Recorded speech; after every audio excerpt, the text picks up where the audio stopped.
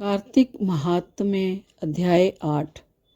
नारद जी कहने लगे, हे राजा पृथु, जलंधर में हमारा बड़ा आदर और सत्कार किया और भक्ति भाव से पूजन करके कहने लगा कि महाराज, आपका कैसे आगमन हुआ और मेरी क्या आज्ञा है। हमने कहा, दैत्यराज, मैं कैलाश गया था, वहाँ पार्वती सहित अवधूत शव और उनका वैभव देखा तो चकित हो गया। क्या ऐसा वैभव और किसी का भी हो सकता है? ऐसा विचार कर तीनों लोकों में भ्रमण करता हुआ यहाँ पर आया हूँ। यहाँ आकर तुम्हारी समृद्धि भी देखी। तुम्हारे और शिव के वैभव में कोई अंतर नहीं है, किंतु तुम्हारा वैभव स्त्री रहित है। भस्म लेपन करने वाले राग रहित काम देव के शत्रु शिव के पास स्त्री रतन जैसी पार्वती है। वैसी यद्यपि तुम्हारे पास अनेक सुंदरियां हैं, परंतु उनमें से कांतिमान पार्वती की तुलना में कोई भी नहीं कर है। नारद जी कहने लगे, हे राजा पृथु, हम तो इतना कहकर यहाँ से चले आए, परंतु जलंधर ने अपनी पार्वती जी की इतनी सुंदरता सुनकर काम ज्वर से पीड़ित हो राहु को बुलाकर शिव के पास भेजा। राहु उसी समय चंद्र के समान उज्ज्वल कैलाश काला करता हुआ द्वारपाल नंदी द्वारा रोके जाने तथा शिव के सामने उपस्थित किए जाने पर उनसे बोले कि हे शिव, तीनों लोकों के नाथ, सब रत्नों के स्वामी, जलंधर की आज्ञा सुनो। शमशानवासी तथा नर मुंडों की माला धारण करने वाले जट्टा जूट धारी तुम्हारे जैसे अवधूत के पास पार्वती जैसी परम सुंदरी स्त्री शोभा नहीं देती। मैं तीनों लोकों के नाथ, सब रत्नों का स्वामी हूँ।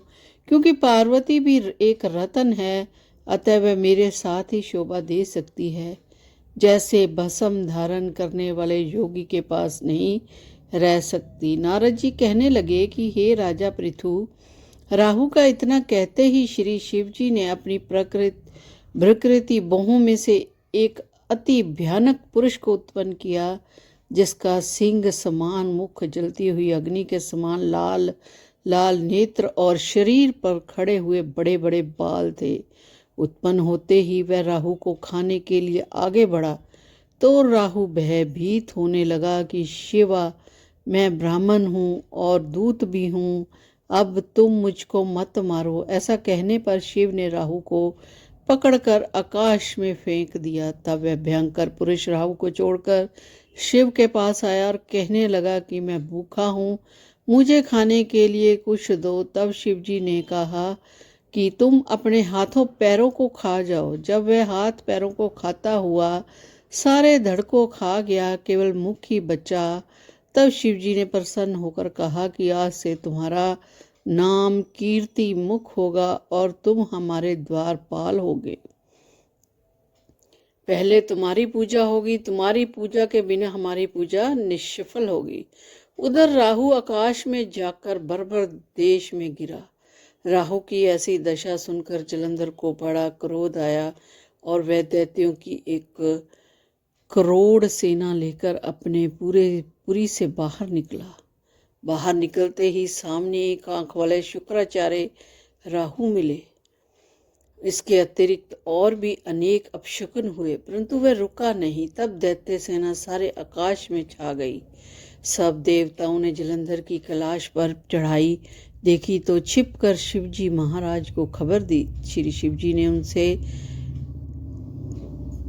समय विष्णु भगवान का स्मरण किया। स्मरण करते ही भगवान वहां आकर उपस्थित हो गए। तब शिवजी ने कहा कि भगवान, आपने देवताओं को पीड़ा देने वाला इस दैत्य को मारा क्यों नहीं? इतना ही नहीं, आप वहां जाकर उनके घर में विराजमान क्यों हो गए? तब विष्णु कहने लगे, यह आपके अंश से उत्पन्न हुआ है और लक्ष्मी जी का भाई है, इस कारण हमने इसको नहीं मारा। यह आपके ही हाथ से मारा जाएगा। तब शिव जी बोले कि यह तेजस्वी दैत्य हमसे ऐसे नहीं मारा जाएगा। आप सब इनको मारने के लिए अपना अपना तेज दे दीजिए। तब विष्णु सहित सब देवताओं ने अपना अपना तेज दिया। इसके बाद शिव जी इस तेज को इकट्ठा करके ज्वाला मालित सुदर्शन चक्र बनाया और वज्र बनाकर जालंधर से युद्ध करने को तैयार हो गए। शिवजी के बहुत से गणों की सेना में समस्त देवगण भी आकर सम्मिलित हो गए। उधर कैलाश के निकट जालंधर लेकर आ पहुंचा सेना अपनी इधर की कीर्तिमुख नंदी सब गण और देवता सेना भी मैदान में आ डटी। तब जालंधर और देवताओं का ऐसा संग्राम होने लगा।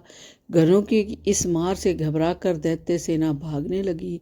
दैत्य सेना को इस प्रकार भागते देख जालंधर के सेनापति शुंभ और निशुंभ तथा काल नेमी आगे आए।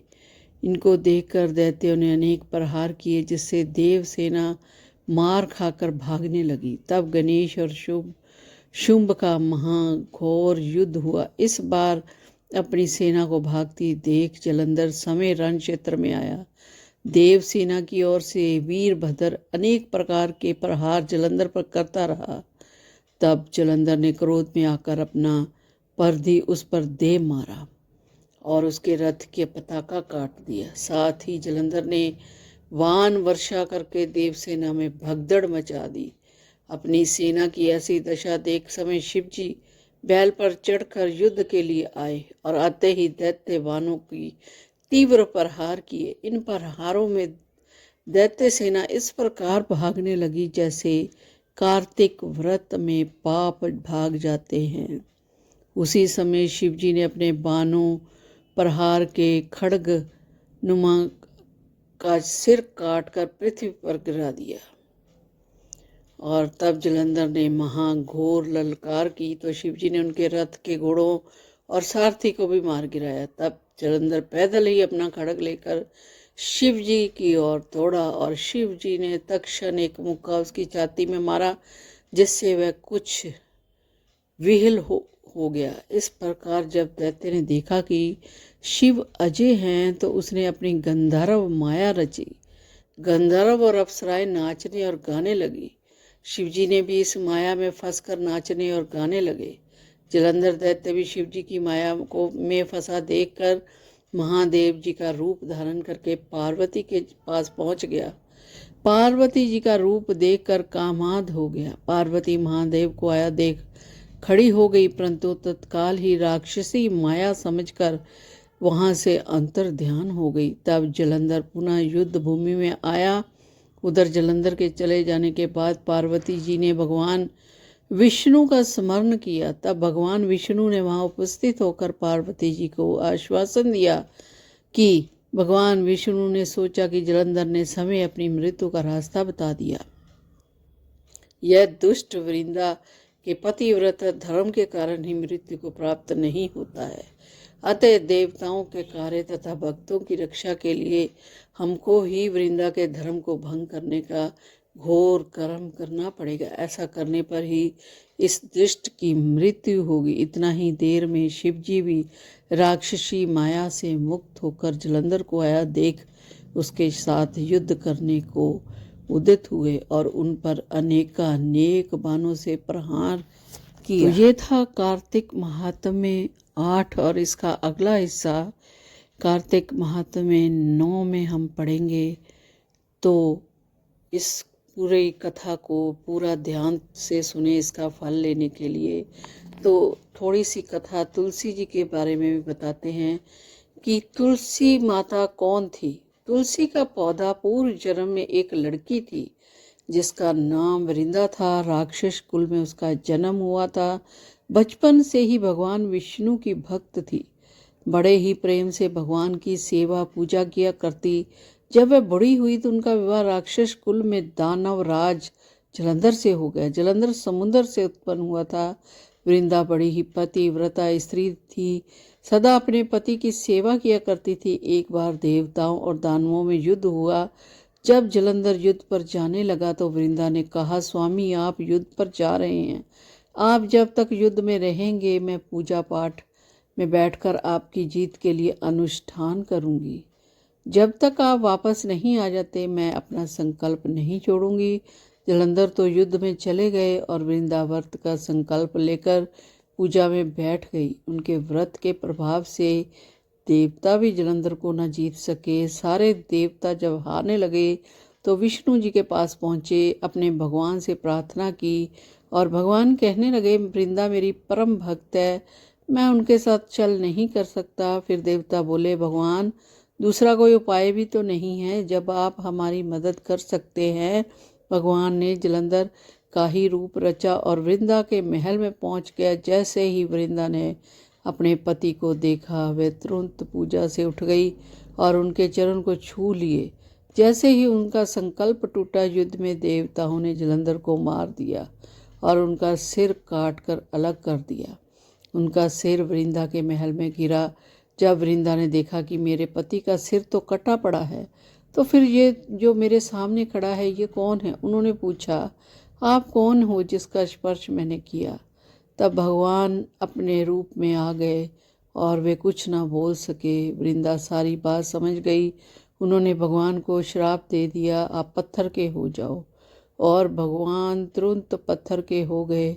सभी देवता हाहाकार करने लगे। लक्ष्मी जी रोने लगी और प्रार्थना करने लगी। जब वृंदा जी ने भगवान को वैसा ही कर दिया, तब अपने पति का सिर लेकर वे सती हो गई। उनकी राख से एक पौधा निकला। जब भगवान विष्णु जी ने कहा, आज इनका नाम हम तुलसी रखते हैं और मेरा एक रूप इस पत्थर के रूप में रहेगा, जिसे शालिग्राम के नाम से तुलसी जी के साथ ही पूजा जाएगा, और मैं बिना तुलसी जी के भोग के स्वीकार नहीं करूँगा। तब से तुलसी जी की पूजा सभी करने लगे और तुलसी जी का विवाह शालिग्राम के साथ कार्तिक मास में किया जाता है। देव उठाइनी एकादशी के दिन इसे तुलसी विवाह के रूप में मनाया जाता है। बोलो तुलसी मैया।